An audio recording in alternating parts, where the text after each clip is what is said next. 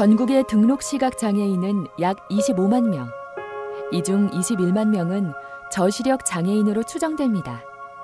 즉, 시각장애인 10명 중 8명 이상은 앞이 전혀 보이지 않는 전맹이 아닌 시력이 떨어지는 저시력 장애인이라는 말입니다.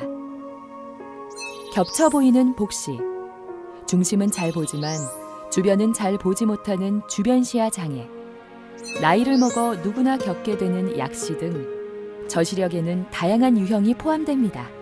대부분의 사람들이 시각장애인 하면 완전히 안 보이시는 전맹분을 많이 떠올리신데요. 저처럼 저시력이신 분도 상당히 많으시거든요. 앞으로 시각장애인을 보실 때 다양하게 생각해 주셨으면 좋겠습니다.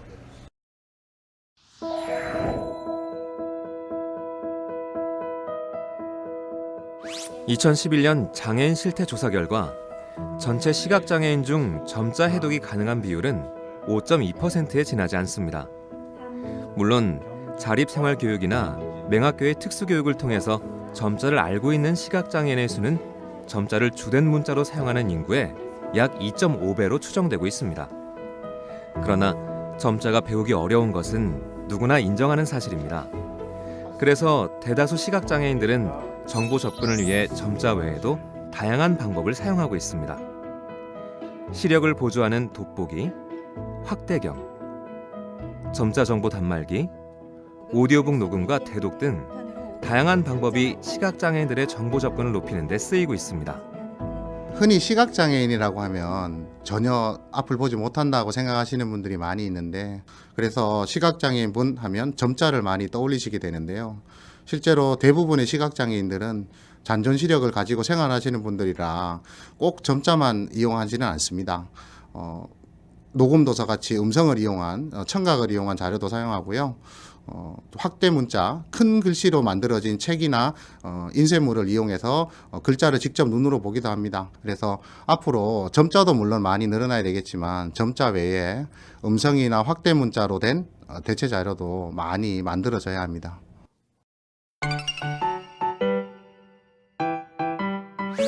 언젠가 시각장애인분이 길을 물어보시는데 어떻게 알려줘야 할지 몰라서 좀 당황했던 기억이 있어요.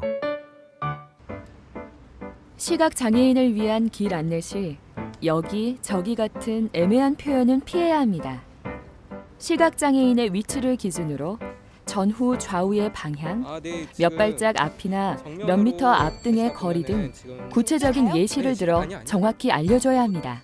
지금 20발자국 정도 가신 다음에 우측에 우체통이 하나 있습니다. 우체통 주의하셔서 우체통을 오른쪽으로 또한 길 안내 시 도로 상태나 장애물 등 안전을 위협할 수 있는 요소도 함께 알려주는 것이 필요합니다. 조심하세요. 네, 감사합니다. 사실 뭐 말로만 이쪽 저쪽 하면은 저희는 잘 모르거든요. 그러니까 어느 정도까지는 좀 이렇게 안내를 조금 해주셨으면 좋겠고요. 또 어떤 분은 막 무조건 지팡이 끝을 막 잡아끄는 분도 계시는데 그렇게 하면은 굉장히 시각장애 분들이 당황하시게 돼요. 그러니까 좀 이렇게 말로 이쪽 저쪽 그리고 무조건 막 끌고 가는 것보다는 제가 좀 도와드리겠습니다라는 말을 좀 하시고 조금 안내를 해주셨으면 감사하겠습니다. 길을 묻는 시각장애인에게 길을 안내하면서 부축하려고 했더니 그분이 거북스럽게 생각하시는 것 같아 기분이 상했어요.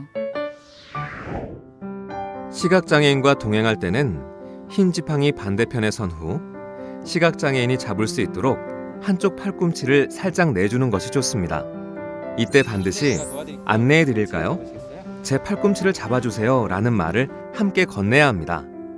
시각장애인은 팔꿈치를 통해 동행인의 몸 움직임을 감지하게 되고 이를 통해 가는 길이 오르막길인지 내리막길인지를 알게 됩니다. 동행인의 팔꿈치에 닿은 시각장애인의 손이 내려가면 오르막길, 반대로 올라가면 내리막길이라고 판단하는 것입니다. 또한 계단이나 구부러진 길로 들어서기 전에 미리 말로 알려주면 시각장애인이 보다 편안한 보행을 할 수 있게 됩니다. 시각장애인을 돕는다고 하시면서 시각장애인분을 자기 앞에 세우고 시각장애인을 밀면서 안내하시는 분들이 가끔 있습니다. 이렇게 하면 앞에선 시각장애인이 자기 앞에 뭐가 있는지 몰라서 굉장히 두려워합니다. 그래서 시각장애인을 안내하실 때는 꼭 시각장애인분보다 한 발짝 좀 앞에서 시각장애인을 이렇게 데리고 이렇게 가면서 안내하시는 게 좋고요. 또 한 가지는 시각장애인에게 도움을 주려고 말을 걸어야 하는데 말을 걸지 않고 그냥 무작정 팔을 잡거나 부축을 하거나 하시는 분들이 있습니다. 꼭 도움을 주기 전에는 먼저 도와드릴까요? 이렇게 말씀하시고 시각장애인분의 몸을 잡으시면 좋을 것 같습니다.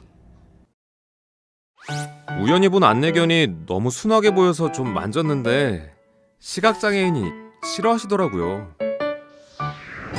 안내견은 애완동물이 아닙니다. 안내견은 시각장애인의 외출 시 든든한 파트너가 되어주는 존재입니다. 시각장애인이 안내견을 데리고 보행 중인 경우 절대 안내견의 주위를 흐트러지게 하는 행동을 하면 안 됩니다. 허락 없이 사진을 찍는 것도 자제해야 합니다. 안내견의 주의력을 흐트러뜨리는 것은 물론 시각장애인의 사생활을 침해할 수 있기 때문입니다. 안내견은 눈으로만 예뻐해야 한다는 말을 우리는 모두 기억해야만 합니다. 안내견과 함께 길 다니다 보면요, 많은 사람들이 아는 체를 한다든지 또 안내견을 손으로 만진다든지 먹을거리를 주려고 하는데 그렇게 되면 우리 안내견들이 안내하는데 집중을 하지 못합니다. 그래서 그런 것은 안 하시는 게 좋고요. 특별히 또 안내견이 원래 생긴 게 귀엽다 보니까 자꾸 이제 만지려고 하거든요. 그리고 이제 제가 만지지 말라고 했는데도 안내견을 몰래 와서 이제 만지는데 그것은 안내견이 안내하는데 집중력이 많이 흐트러집니다. 그래서 이런 것들에 대해서 우리 많은 사람들이 좀 신경을 써 주셔가지고 시각장애인 안내견과 길 다닐 때 전혀 어려움이 없도록 이 정도는 좀 배려를 해주셨으면 고맙겠습니다.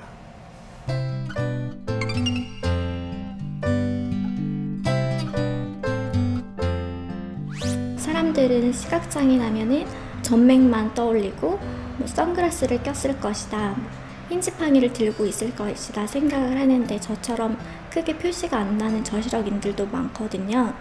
그래서 예를 들면은 생활 속에서 맞은편에서 오던 사람이 목례를 하거나 제가 그 사람을 봤을 거라고 생각을 하는데 저는 미처 그 사람이 누군지 몰라서 인사를 못하는 경우들이 많았어요.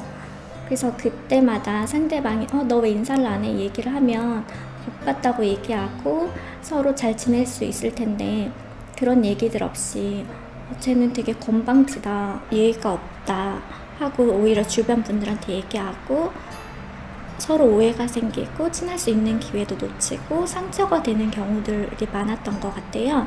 그래서 이걸 보시는 분들은 저시력 분들을 만나게 되면은 나를 보는 것 같지만은 모를 수도 있겠구나 생각하고 그런 조금의 배려가 있었으면 좋겠습니다.